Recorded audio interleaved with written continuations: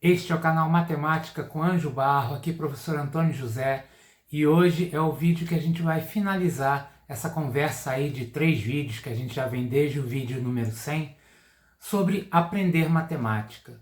Eu acho que era um bate-papo necessário, legal para a gente conversar. E eu aproveito já para colocar, se vocês têm algum assunto que vocês gostariam que eu tratasse aqui no canal, alguma dúvida que vocês têm, algum exercício que não está saindo, manda aí, coloca aí nos comentários e eu tento aí fazer um vídeo sobre esse assunto, tá legal? Eu vou continuar numa sequência natural, mas eu vou encaixando aí na sequência, tá bom? Então vamos bater um papo hoje sobre essa questão de usar fórmula ou não usar fórmula. Vocês já perceberam que eu às vezes coloco algumas coisas tipo, não é legal usar fórmula e etc. Mas eu não sou totalmente contrário ao uso de fórmula. Vamos esclarecer um pouco isso aí, tá? E com isso a gente vai fazer 4 exercícios em que eu vou mostrar os limites de aplicação de fórmula e o que é bom você saber além da fórmula, tá legal? Vamos lá. Então vamos conversar a partir de 4 exercícios aqui. Fórmula é sim ou não. Vamos lá. Primeira coisa que é importante é que é muito bom a gente saber de onde a fórmula veio. Eu sei que nem sempre os professores têm tempo de explicar isso na sala de aula. Alguns livros às vezes até trazem, então eu até recomendo. Se o professor não der em sala de aula e tiver no livro, dá uma olhadinha, porque isso aí é muito legal para a gente saber que a fórmula não caiu de paraquedas ali, sabe? Ela teve um porquê e tem uma forma de mostrar por que ela funciona, tá? Por exemplo, a fórmula da área de um trapézio.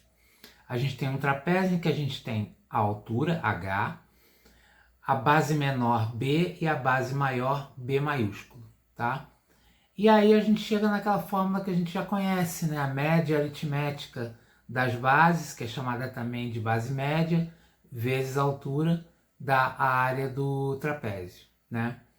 Ok. Mas vamos chegar nela de outra forma? Olha só. Vamos aqui traçar uma diagonal e dividir essa área em 2 triângulos. O triângulo 1 e o triângulo 2. Bom, a área do trapézio é igual à soma dessas duas áreas, da área 1 e da área 2, perfeito? Ok. Qual é a área 1?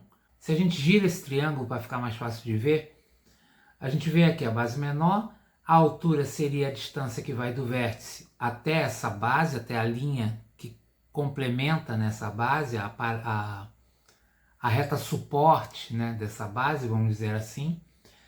E aí a área seria a base vezes a altura sobre 2. Então essa área 1 é a base pequena, B pequeno, vezes a altura sobre 2. E a área maior, vocês percebem que tudo isso aqui é H, porque essas linhas têm que ser paralelas. Então esse H, que foi esse que eu mostrei, está aqui. Isso é H e isso também é H.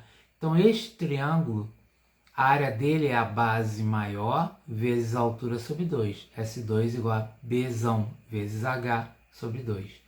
Eu não disse que a área do trapézio é a soma? Simples. Soma as duas. A área do trapézio vai ser Bzinho H sobre 2 mais Bzão H sobre 2. Dá para botar H sobre 2 em evidência. H sobre 2 que multiplica Bzinho mais Bzão. Ou seja, de outra forma, né? Base maior mais base menor dividido por 2 vezes a altura, ou seja, base média vezes a altura. É daqui, por exemplo, dá para tirar de outras formas, que essa fórmula sai.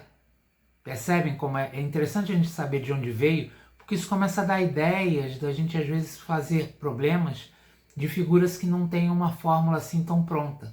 A partir da fórmula, aí sim, fórmula do triângulo, que é uma fórmula mais simples, a gente começa a chegar nas outras. Então, eu não digo aqui que eu sou completamente contrário ao uso de fórmula. A fórmula, por exemplo, da área do triângulo é interessante a gente saber de cabeça. E se souber a área do trapézio também, ok. Mas é interessante a gente saber de onde ela sai. O dia que a gente não souber, a gente deduz rapidinho. Viu? Outro ponto. A fórmula nada mais é que uma jogada múltipla. É como se você estivesse num jogo e você tivesse o direito de dar uma jogada múltipla, de uma vez só, numa tacada só, fazer várias jogadas. Vou dar um exemplo.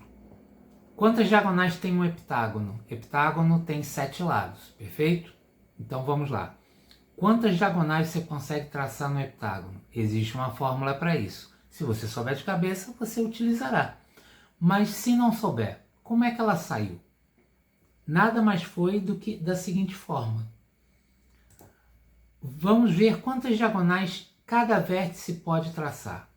Então, diagonais de cada vértice. Do vértice A, por exemplo, 1, 2, 3, 4. Em outras palavras, eu consigo traçar diagonal para todos os vértices, menos ele próprio, e os dois adjacentes, porque os dois adjacentes são os lados. Eu não posso traçar diagonal através do lado, nem em cima do lado. Então, sempre eu não vou traçar nem para ele mesmo, nem para os dois adjacentes, logo eu vou traçar sempre para o número de vértices que eu tiver, menos 3. Então, sempre o número de diagonais que eu consigo traçar de um vértice é n menos 3, ou seja, o número de lados, ou o número de vértices, menos 3. Se eu quiser ver isso para todos os vértices, eu posso imaginar que B consegue fazer a mesma coisa, que C consegue fazer a mesma coisa, e assim sucessivamente. Então é só multiplicar pelo número de vértices que eu tenho, n que multiplica n menos 3. Mas tem uma questão. Se eu chego aqui, tenho essa diagonal AF. Quando eu chegar no F, eu vou também ter a diagonal FA, que é a mesma. Então eu vou estar contando duas vezes, numa direção e noutra. Então o que é que eu tenho que fazer? Eu tenho que pegar isso aqui e dividir por 2. Então a fórmula do número de diagonais que existe num polígono nada mais é que n, que multiplica n menos 3, dividido por 2. Essa é a fórmula. Se você sabe de cabeça, você usa, mas na realidade ela foi um conjunto de 2, 3 passos aqui que a gente construiu e jogou. Você jogou de uma vez só algo que alguém pode fazer passo a passo. Isso é importante numa prova. Aí, no caso de um heptágono, 7 que multiplica 7 menos 3 sobre 2, 7 vezes 4 sobre 2, 14 diagonais. 7 vezes 4, 28, dividido por 2, 14 diagonais. Perfeito? Terceiro ponto sobre fórmulas. Saber como e quando usar. Por exemplo, esse problema aqui. Ele quer saber o comprimento do lado BC, que eles chamam inclusive de x. Eu tenho um lado que é raiz de 6, outro lado que é 2 e tem um ângulo de 60 graus aqui. Quando a gente vê um ângulo e a questão envolve dois lados que são dados e um terceiro que ele quer saber, a gente já pensa logo em lei dos cossenos. E a gente pode usar direto a fórmula da lei dos cossenos, que é essa aqui. A ao quadrado igual a b ao quadrado, mais c ao quadrado, menos 2bc cosseno de θ. Mas aí a gente deve saber como usar ela. Porque você pode imaginar que sempre esse valor aqui é o x, ou seja, eu tenho um lado que eu quero saber, esse lado ao quadrado vai ser um lado ao quadrado mais o outro ao quadrado, menos 2 vezes esse lado vezes esse, vezes o cosseno desse ângulo. Só que aí estaria completamente errado. Por quê? Isso só vale para o ângulo que é oposto a esse lado que está aqui nessa fórmula. Então, se eu descrevi a ao quadrado igual a b ao quadrado mais c ao quadrado menos 2bc cosseno θ, esse a tem que ser oposto ao θ. Então, esse a é o oposto ao ângulo que eu tenho. Então, aqui, o a, na realidade, é raiz de 6. Então, raiz de 6 ao quadrado é igual a 2 ao quadrado mais x ao quadrado. 2 ao quadrado mais x ao quadrado, os dois lados que formam esse ângulo, menos 2 vezes 2 vezes x vezes o cosseno de 60 graus. Então, percebam que esses dois lados aqui, que compõem o ângulo, tanto faz a ordem que eu vou colocar. Mas este aqui, este lado que fica aqui nesse ponto da fórmula, ele tem que ser o oposto ao ângulo que eu tenho. Então, a partir daqui é só desenvolver. 6, né? Aqui, raiz de 6 ao quadrado é 6, é igual a 4, mais x ao quadrado, menos 4x, vezes o cosseno de 60, que é meio. Simplifico aqui, dá 2. Então, vou chegar à conclusão que, se eu somar menos 6 dos dois lados, eu vou ter que 0 é igual a x ao quadrado, menos 2x, menos 6 mais 4, menos 2. Para facilitar, que é igual a 0. Então, esta é a equação do segundo grau que eu vou ter que resolver. Como resolver a equação do segundo grau? Bom, a gente pode usar uma fórmula de Bhaskara, ou soma e produto, só que aqui não vai ajudar muito, ou então, olha só essa forma aqui, mandrake, que dá para fazer. Você conhece um produto notável que é quadrado do primeiro menos 2 vezes o primeiro pelo segundo, mais o quadrado do segundo, que é a diferença elevada ao quadrado. Bom, se eu aproximar isso aqui dessa equação, eu tenho x ao quadrado, aqui eu tenho 2x, aqui eu tenho 2xy. E se eu colocar um y aqui igual a 1? Se eu já supor que nessa fórmula que eu tenho aqui é 1, então, portanto, aqui vai ser x menos 1 ao quadrado. Vamos ver. X ao quadrado menos 2x vezes 1, ou seja, isso aqui vai ser igual a isso, mais 1 ao quadrado, porque o y é 1, é igual a x menos 1 ao quadrado, ok? Eu não alterei nada aqui ainda, só estou trabalhando aqui embaixo. Eu cheguei a essa conclusão que isso aqui pode me ajudar. E como vai ajudar? Simples. Vou lá para cima então, com x ao quadrado menos 2x mais 1, que eu já sei que vai ser x menos 1 ao quadrado. O que eu faço? Subtraio 3. Se eu subtrair 3 aqui, vai ser x ao quadrado, está igual acima, menos 2x está igual acima, mais 1 menos 3 é menos 2. Então, essa equação de baixo é equivalente a essa equação de cima. Então, agora, se eu somo 3 dos dois lados e substituo isso aqui pelo produto notável que eu já conheço, x menos 1 ao quadrado é igual a 3. Ponto. O que eu faço? Raiz quadrada dos dois lados. X menos 1 igual a mais ou menos raiz de 3, porque eu tenho a raiz positiva e a raiz negativa aqui. Eu posso ter ambos os casos. E aí, isso deriva que eu teria duas soluções.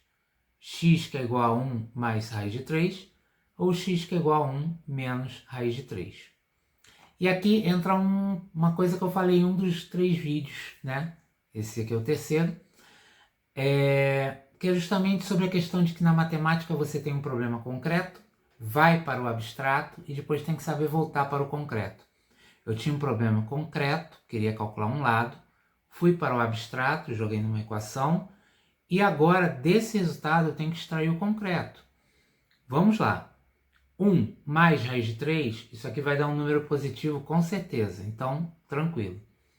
1 menos raiz de 3, vamos pensar. Raiz de 1 seria 1. Raiz de 4 seria 2. Então, raiz de 3 é algo que está entre 1 e 2. Maior que 1. 1 menos algo que é maior que 1 vai dar negativo. Um lado não pode ser negativo fisicamente. Portanto, essa solução não se aplica. E só essa solução é viável. Entenderam? Inclusive, eu tenho um vídeo sobre essa questão de lei dos senos, lei dos cossenos, em que eu explico bem isso. Depois vocês procurem lá no canal e vejam, é muito legal. Eu deduzo, inclusive, tanto a lei dos senos quanto a lei dos cossenos, tá? Bom, por último, saber quando não usar. Isso também é importante. Como assim? Bom, quantos divisores tem o número 360? Bom, para saber o número de divisores de um número, tem uma formulinha. Como é que é essa fórmula? Você decompõe em fatores, tá? Fatores primos, então você tem aqui a famosa fatoração. Por exemplo, um número que dá a elevado a x mais b elevado a y mais c elevado a z e assim sucessivamente. O número de divisores vai ser pegar cada expoente, somar 1, então x mais 1, y mais 1, z mais 1 e assim sucessivamente, e fazer o produto de tudo isso. Querem ver o exemplo do 360? 360, fatorando, eu já fiz aqui para andar mais rápido, divide por 2, 180, divide por 2, 90 e assim vai.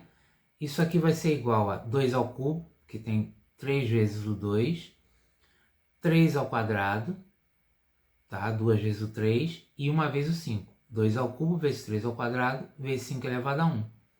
Pela fórmula, quantos divisores tem o número 360? É só pegar 3 mais 1, que é esse expoente aqui, vezes 2 mais 1, vezes 1 mais 1. 4 vezes 3 vezes 2, 3 vezes 4, 12, vezes 2, 24.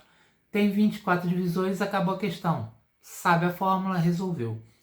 Mas tem vezes que a fórmula não vai adiantar. E quer um exemplo? Vamos ao exemplo. Quantos divisores pares tem o número 360? E aí? É a metade dos divisores? Acho que o chute não foi legal. A gente vai ver no final que esse chute não é legal. Então vamos lá? Vamos perceber o seguinte. quando eu tenho 2 ao cubo vezes 3 ao quadrado vezes 5 a 1, na realidade os divisores vão surgindo da combinação que eu vou fazendo desses fatores. Então, 2 elevado a 0 é uma possibilidade, ou seja, 1. Então, 2 elevado a 0, eu posso ter um fator 2 só, que é 2 elevado a 1, posso ter 2 fatores 2 ou 3 fatores 2.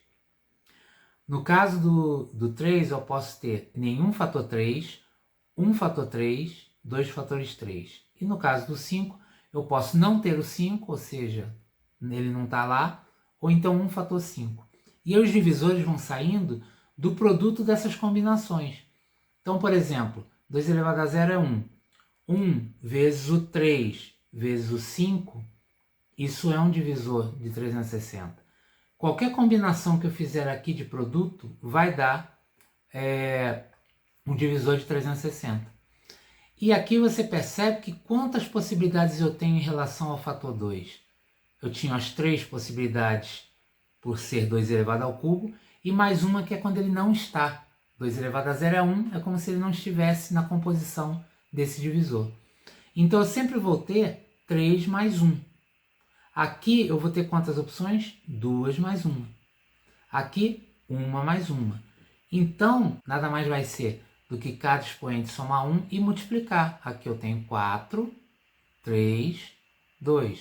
4 vezes 3, 12, vezes 2, 24. 4 vezes 3, 12, vezes 2, 24. Eu já fiz um vídeo sobre isso aqui também está no meu canal. Eu vou tentar colocar em algum ponto, ou aqui no card, ou lá no final também, para vocês verem, tá? Beleza, então eu mostrei de onde sai esse 24, de onde sai essa fórmula. E aí é que tá, você sabendo de onde sai, você resolve essa segunda questão. Quantos divisores pares? Para ser par, eu tenho que ter o fator 2 na composição. Então esse 2 elevado a 0 não dá para levar em conta. Porque 2 elevado a 0 é 1. Então se eu pegar 1 vezes 3, por exemplo esse aqui, vezes 5, dá 15. Ele não é par. Por quê? Porque o fator 2 aqui não está presente. Então eu tenho que ter o fator presente. Logo eu corto isso aqui. Então eu passo a ter 3 opções, 2 opções. 3 vezes 3, 9, vezes 2, 18. Então eu tenho 18 divisores pares para esse número 360. Veja que não é a metade dos 24, como o chute poderia levar.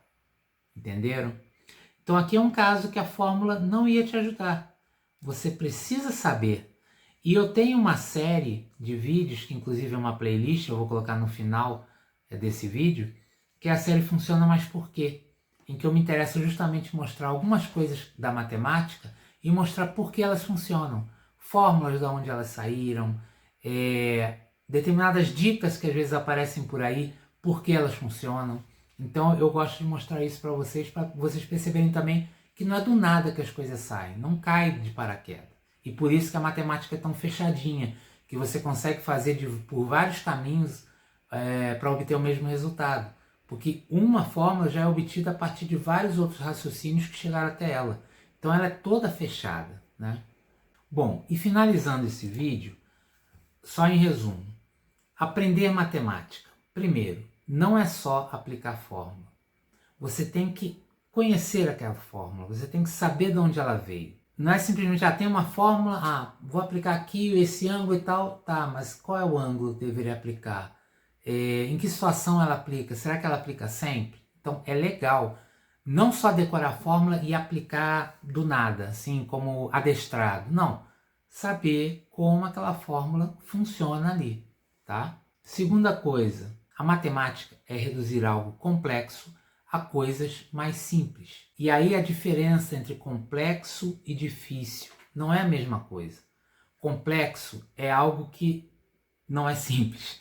Ou seja, você tem vários passos para construir, você tem que conhecer as artimanhas ali para aquilo poder ser feito, mas ela não é difícil, não é algo assim que escapa à nossa mentalidade. Só é complexo. Então, eu diria que a matemática realmente é complexa. Mas se você tem o conhecimento para reduzir aquela questão a coisas mais simples que nós já conhecemos, você resolve. Então, por isso que A matemática, admito, ela pode ser complexa, mas não necessariamente difícil, ela pode ser fácil. Assim como uma coisa simples pode ser difícil para alguém, se ela não souber toda a artimanha para resolver aquilo.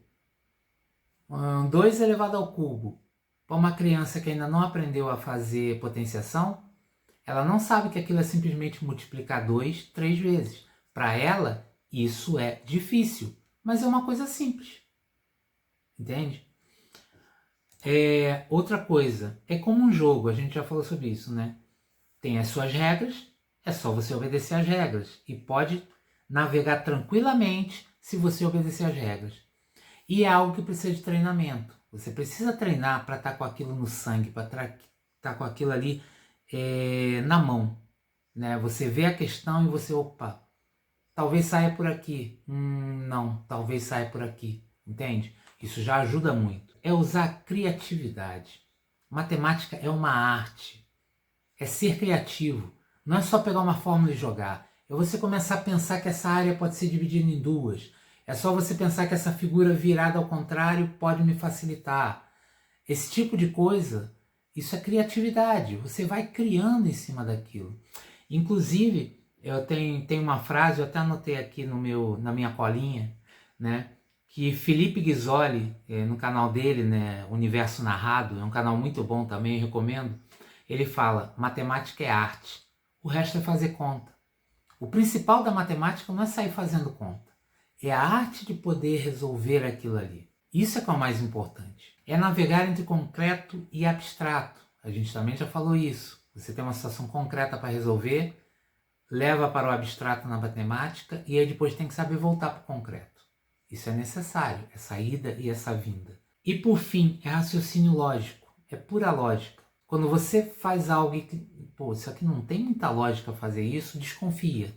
Tem algo ali que não está legal e que você precisa revisar, beleza? Bom, então esse aqui foi um bate-papo com vocês. Basicamente esse canal tem essa função de tentar ajudar, tentar colaborar para que a matemática seja mais fácil para todos, seja mais simplificada, apesar de eu ter falado ela é complexa, simplificar essa forma de falar para que ela seja fácil, para que ela não seja difícil, para ajudar, né, a que cada um possa, de repente, desenvolver bem um exercício que não está conseguindo sair, preparar para uma prova. Mas assim, o principal é tentar pegar esse gosto pela matemática, que não é um bicho de 7 cabeças. A gente precisa se aproximar um pouco mais, dar chance à matemática se apresenta para nós como ela verdadeiramente é, tá? E se você gostou desse vídeo, curta, compartilhe, comente o que você desejar também e se inscreva no canal ativando as notificações para que você possa ser avisado quando tem um novo vídeo.